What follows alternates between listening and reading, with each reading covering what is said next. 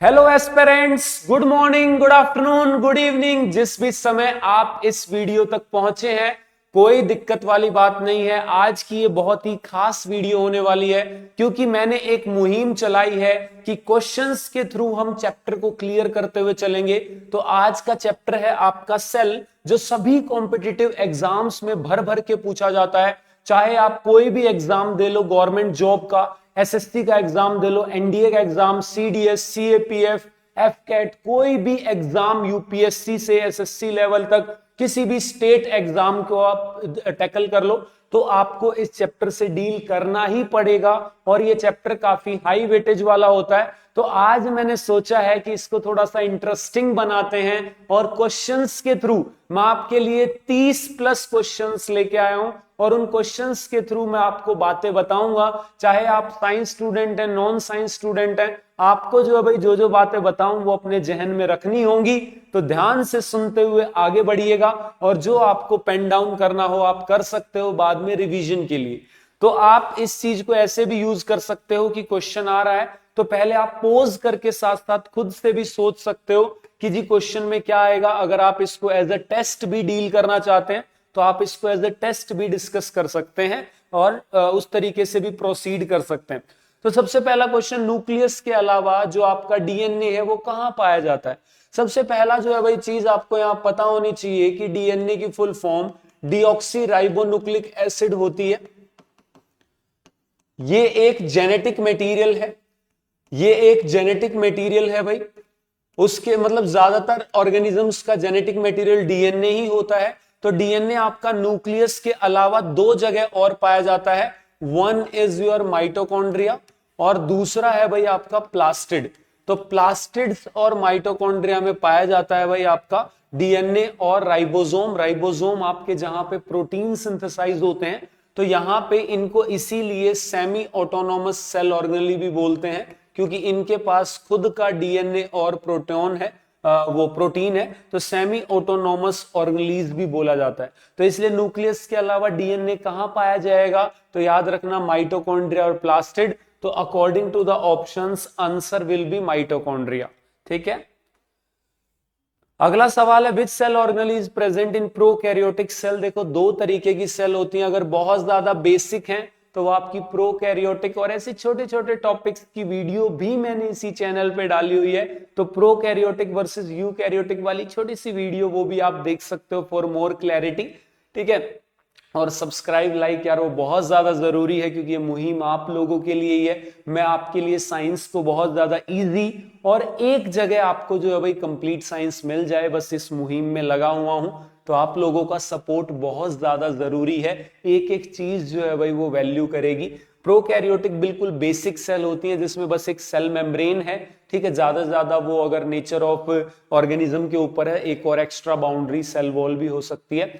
Otherwise अंदर जो है भाई आपका जेनेटिक मटेरियल होगा जो कि रैंडमली फैला हुआ होगा, तो उसे न्यूक्लियोइड कहते हैं। ठीक है। बाकी जो है भाई आपका छोटे मोटे मतलब स्ट्रक्चर्स तो होंगे ही नहीं, मेम्ब्रेन बाउंड ऑर्गेनीज नहीं होंगी, बस राइबोसोम होगा, साइटोप्लाज्म होगा, जेनेटिक मटेरियल ऐसे ही फैला हुआ होगा और एक बाउंड्री होगी, तो उसी में आपका सेल बन जाएगी। बाकी जो यूकैरियोट होती है, जो मॉडर्न सेल है, मॉडिफाइड है, तो उसके अंदर आपको प्रॉपर सेल ऑर्गेनेलीज, प्रॉपर जो है भाई आपका डीएनए भी जो है भाई आपका पेयर में देखने को मिलेगा।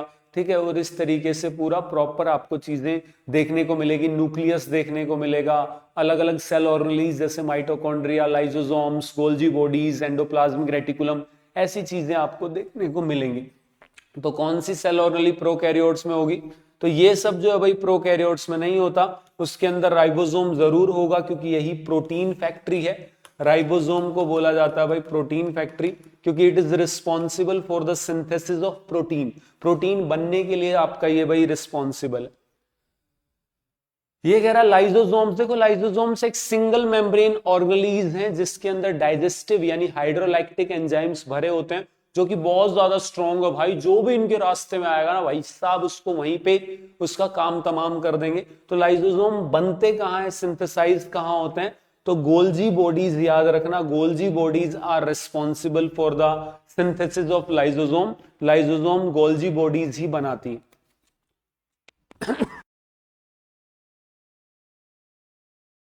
सबका फेवरेट क्वेश्चन, सबसे प्यारा सवाल, पावर हाउस ऑफ सेल।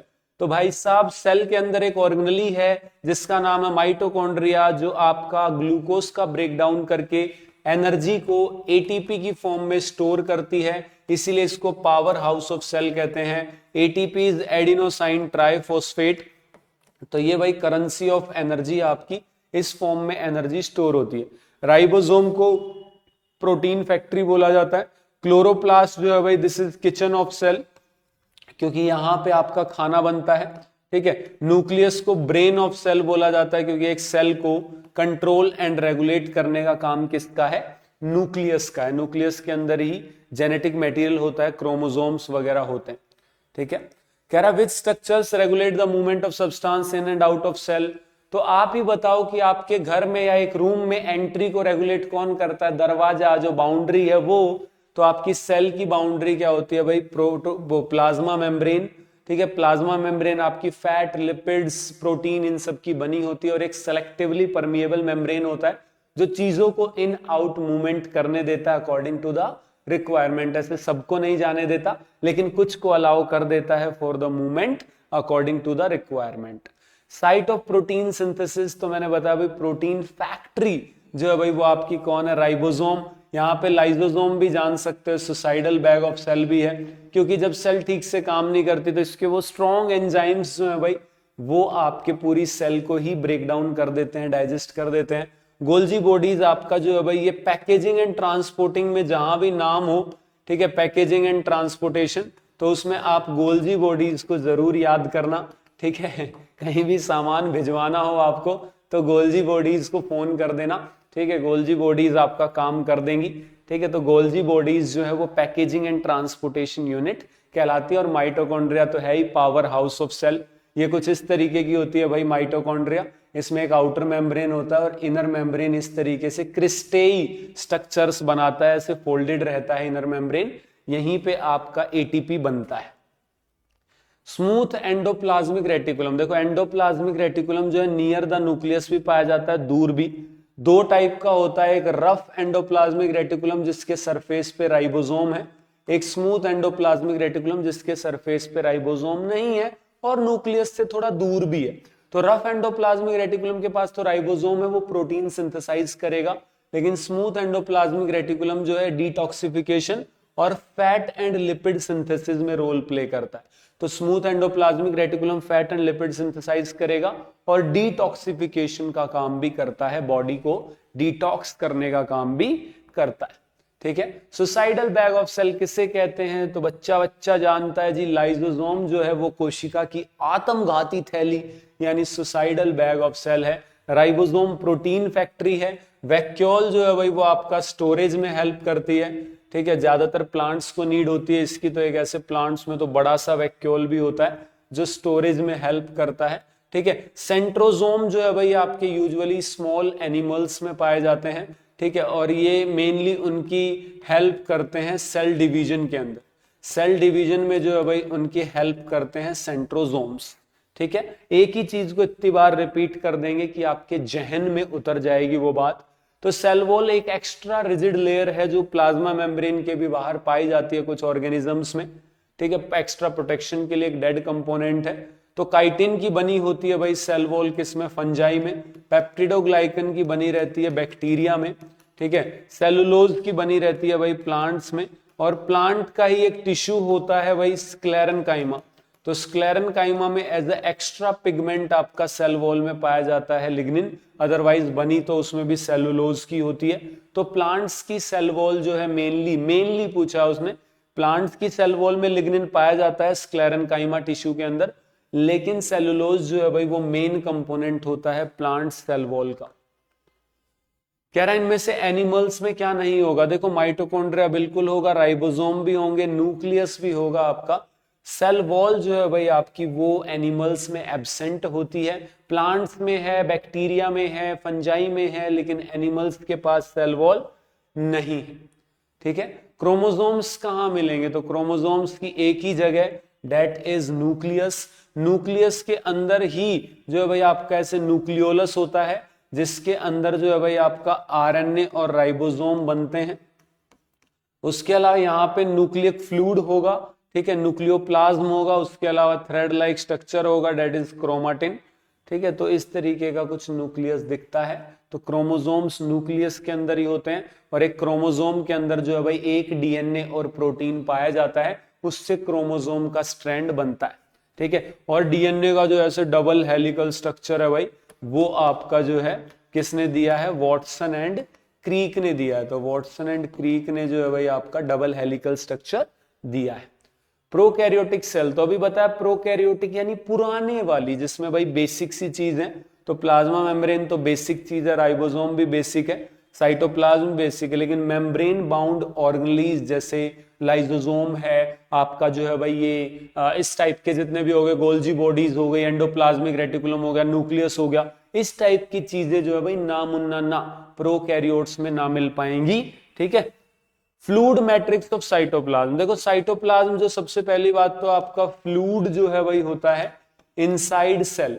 अब सेल के अंदर जो फ्लूइड है उसे साइटोप्लाज्म कहते हैं। अब उसमें भी अगर आप सोल्ट वोल्ट निकाल दो, सिर्फ आपका जो है भाई जेली टाइप सब्सटेंस बनेगा, सिर्फ जो है भाई आपका वाटर टाइप सब्सटेंस बचेगा, ठीक है, वाटर ओनली, तो उसे क्या कहते हैं, साइटोसोल।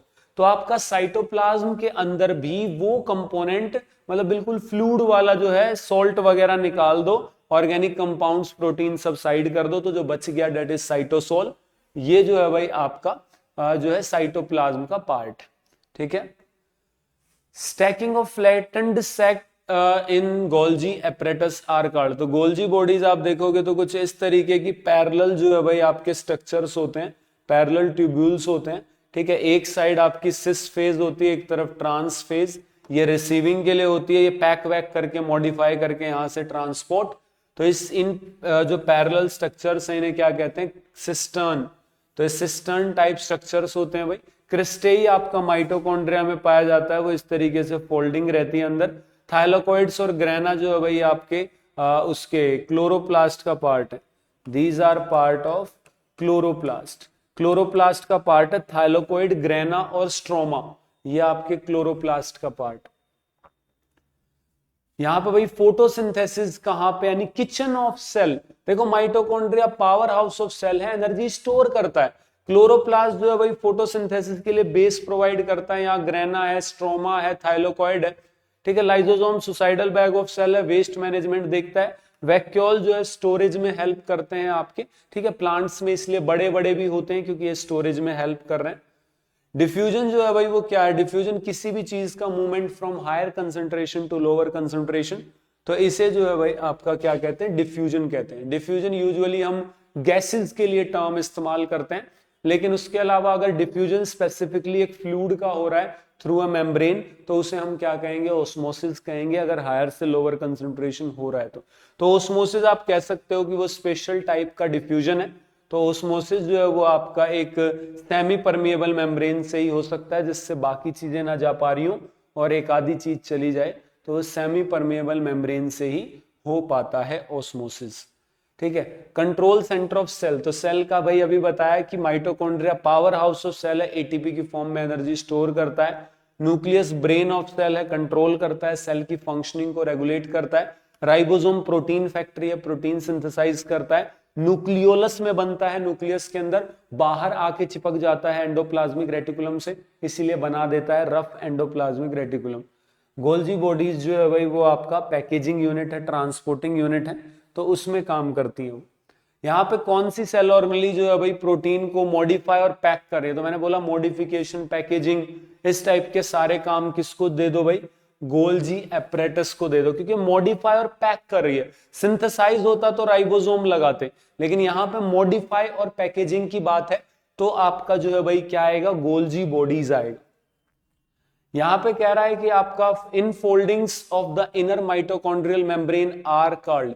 तो माइटोकॉन्ड्रिया का जो भाई एक आउटर मेम्ब्रेन होगा, ठीक है, एक इनर मेम्ब्रेन में ऐसे फोल्डिंग्स होती है लार्ज सरफेस एरिया प्रोवाइड करने के लिए, ताकि आपका जो एटीपी फॉर्मेशन है, एनर्जी प्रोडक्शन प्रोसेस प्रॉपर हो सके। तो इनर फोल्डिंग्स को कहते हैं क्रिस्टेई। तो क्रिस्टेई है, ग्रेना, थाइलोकॉइड मैंने बताया ये आपके पार्ट है किसका, ये भाई क्लोरोप्लास्ट का पार्ट है। सिस्टर्न जो है भाई वो आपका ऐसे पैरेलल ट्यूब्यूल्स जो है, या तो गोल्जी बॉडीज की हो या एंडोप्लाज्मिक रेटिकुलम की, तो उसे जो है भाई आपका क्या बोलते हैं, आपका सिस्टर्न बोलते हैं। राइबोसोम जो है भाई आपके प्रोटीन सिंथेसिस में बांट लेते हैं, तो दो टाइप से बांटे हैं स्वेडबर्ग यूनिट पे, यानी कोगुलेशन कितनी जल्दी हो रहा है, 70s 80s। तो 70s थोड़े से बेसिक है, 80s एडवांस है। तो एडवांस वाले सिर्फ मिलेंगे न्यूक्लियस के अंदर, ठीक है। प्रोकैरियोट्स में भी पुराने होते हैं, यानी 70s जो है भाई आपके होते हैं प्रोकैरियोट्स में। कौन सा स्ट्रक्चर एनिमल और प्लांट दोनों में मिलेगा, सेल वॉल सिर्फ प्लांट में मिलेगा, क्लोरोप्लास्ट प्लांट में मिलेगा, लार्ज सेंट्रल वैक्यूल प्लांट में मिलेगा। प्लाज्मा मेम्ब्रेन एक बेसिक नीड है सेल की, cell can not exist without plasma membrane, तो इसीलिए जो है भाई ये जरूरी। सेंट्रोजोम जो है भाई किस में मिलेंगे, मैंने बताया सेंट्रोजोम जो है वो एनिमल्स में ही मिलते हैं, और इनका जो है सेल डिवीजन के टाइम पे थोड़ा एक बेस बनाने का काम रहता है, ठीक है। न्यूक्लियोइड जो है भाई वो एक अनडिफाइंड न्यूक्लियर रीजन होती है। न्यूक्लियोइड बताया था प्रोकैरियोट्स में जो है भाई न्यूक्लिक मटेरियल ऐसे ही रहता है, तो ये अनडिफाइंड न्यूक्लियर रीजन है, ठीक है। तो ये कहां मिलेगी भाई, प्रोकैरियोट्स में मिलेगी। तो प्रोकैरियोट्स जो है वो बैक्टीरिया होते हैं, बैक्टीरिया के अलावा जो है भाई जितने भी वो सब आपके, ठीक है, तो वो आपके यूकैरियोट्स में है। तो प्रोकैरियोट्स में जो है न्यूक्लियोइड होगी, अनडिफाइंड न्यूक्लियर रीजन होगी, ठीक है। यहां पे विच सेल ऑर्गेनली कंटेन हाइड्रोलाइक्टिक, हाइड्रोलाइक्टिक यानी डाइजेस्टिव एंजाइम।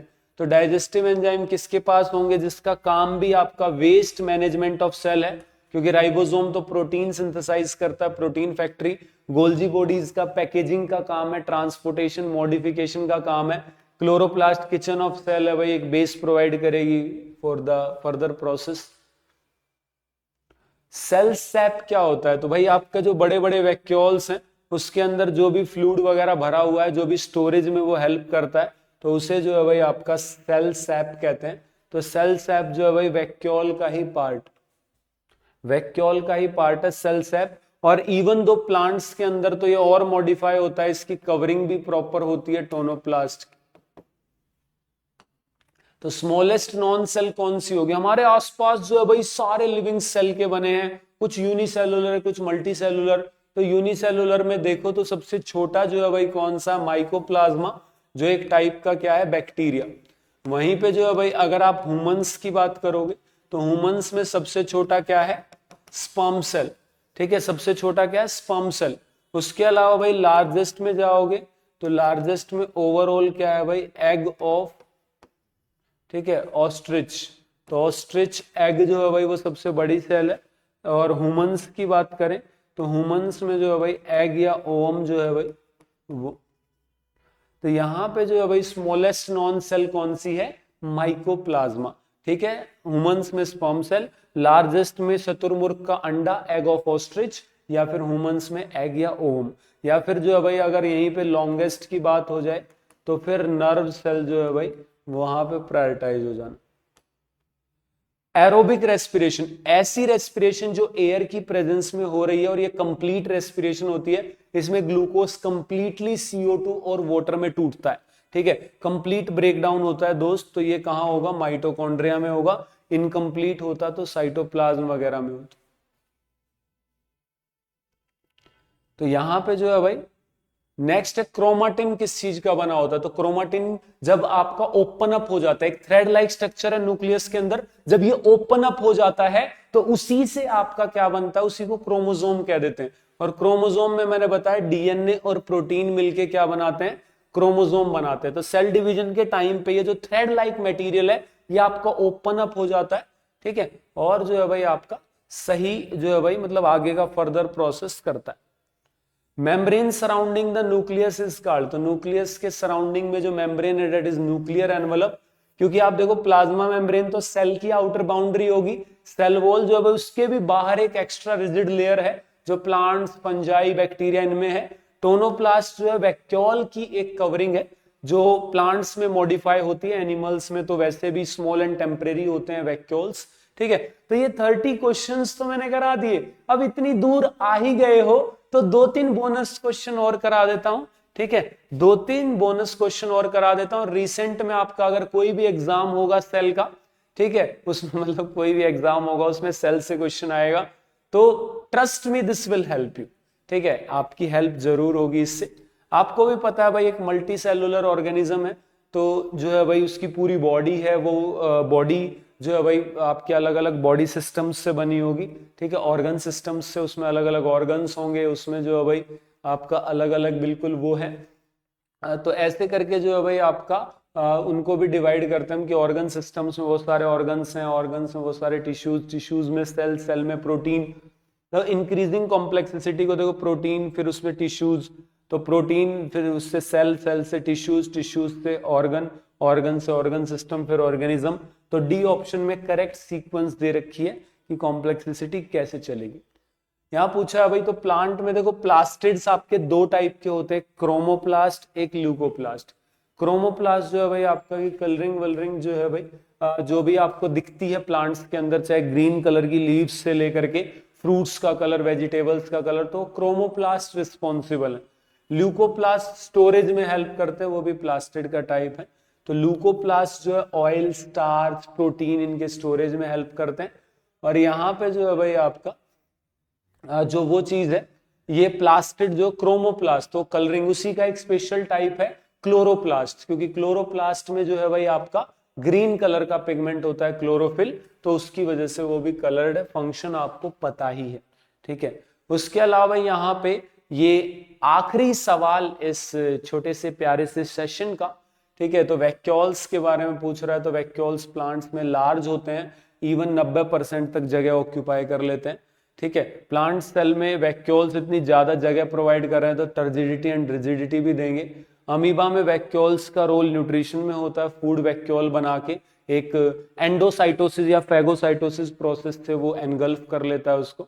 वैक्यूल्स जो है प्लांट एनिमल्स में एब्सेंट होते हैं, तो ये बात गलत है, क्योंकि एनिमल्स में होते हैं वैक्यूल, चाहे भले ही स्मॉल एंड टेम्परेरी हो, बट होंगे जरूर, ठीक है।